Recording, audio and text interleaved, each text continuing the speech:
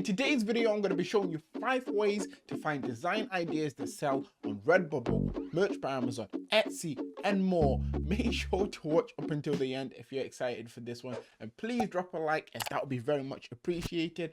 With that said, let's jump straight into it. Hi guys, my name is Phil and welcome to the Money Game YouTube channel. For anyone who's new around here, I make print-on-demand content to both motivate and to also give you guys tips and tricks onto how you can improve your print-on-demand shops.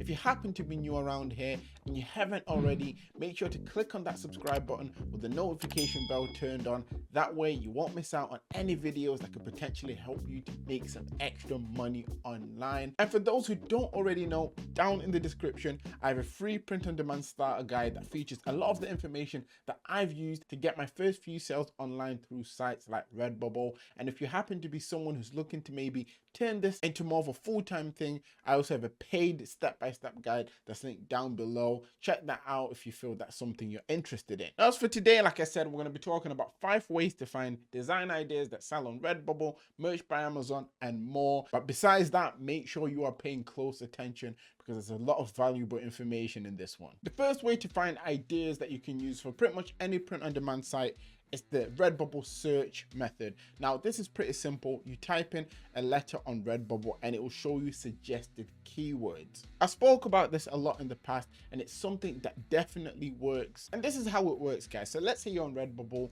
you type in A, obviously you have suggested keywords. You can go AB and see what's suggested for AB, or you can jump over to the next letter, which is B, and then see what's there, or even put BE and see what's showing for BE. There's a lot you can do through this method. You can actually go all the way from A to Z if you want, seeing what options are there. But yes, that is the first method I recommend, and trust me guys, it will actually help you get ideas very easily. For method number 2, we have Etsy. Now, a lot of you guys might be thinking, okay, how do we get ideas from this? But I'll explain. Now, as you search through Etsy, whether you're searching for t-shirts or whatever product you have in mind, if a product seems to be doing well through Etsy, Etsy will show you how many people actually have this product in their basket. These little cute designs you can see there, as you can see just below, it says only one available and it's in more than 20 people's baskets. Now, when you're seeing designs that are in a lot of people's baskets, it means at this moment of time, a lot of people are thinking of buying that. And that's an indication to show you guys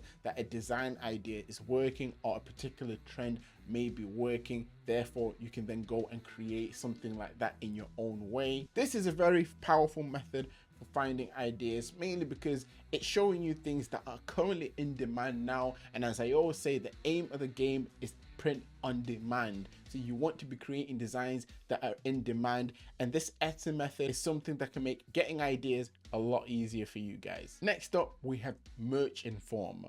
Now, with Merch Informer, it is a paid subscription service, but if you've never used this before, you actually get yourself a free 3-day trial. So within that trial period, you can actually go through, see if you can find ideas you could potentially use on your print-on-demand stores. This is something I would recommend for all of you to try, because even if you're not going ahead with the subscriptions, you're still for 3 days getting yourself a lot of valuable information and ideas you can actually make designs for. And once you have an account, what I would recommend for you guys to do is to go onto this option that says Trend Hunter. Once you click that, you want to click on movers and shakers, and it will give you ideas and show you designs that are doing well on Amazon as of today. And you can always change this setting from daily, weekly to monthly. It's pretty cool because, like I said, you're getting ideas, seeing what people are actually interested in, what people are actually buying, and this is a good way to kind of create a list of ideas of future designs you can create. Or if you're someone who is a designer who makes your designs, you can actually show them some of these designs as examples and get them to make them in a completely different way for you, maybe to make them even better. The links to Merch Informer for anyone who either wants to get the subscription or try it for free are down in the description, so check that out if you want another method that will help you guys to get ideas. Next up, we have the Redbubble popular tag sites. Now, this is one of the first sites I ever spoke about on my channel to help you guys to actually get ideas. It's something that's very easy to use, but it does have its downsides in the fact that some of the designs that usually show up at the top are trademark things. So when you're using this, you need to be wary of that and making sure that you're trademark checking the ideas you get from this site. It is still useful as an additional tool for research, so it's something you can definitely try out. When you actually jump onto the Redbubble popular tag site, it looks like this. At this screen, you want to click on the first little blue box that says Redbubble popular tags. Once you do that, you'll be presented with a list. You can actually order this by results by just clicking on results, and it will take you from the lowest amount of results to the highest amount of results in terms of the kind of keywords or niche you've come across. If you want to see obviously what keywords are actually being used for whatever niches are ranking here, you just look at the first word after the shop dash, and this shows you the keyword that's being covered on this ranking and then the product that's also being covered alongside that. So what you could usually do, let's say if you find a keyword that's doing well with a particular product, you can then make a product for that keyword. So let's say if this was cat posters, you then know if you wanted to create cat designs, the front image you should be using is posters, because that's what would be doing very well at the moment. Like I said, I've spoke about it in the past, but it's still till this day a useful tool, especially for people starting out. So it's something I'll definitely recommend you guys to check out. And then the fifth way you guys can get yourself some ideas for your shops is by jumping onto Redbubble.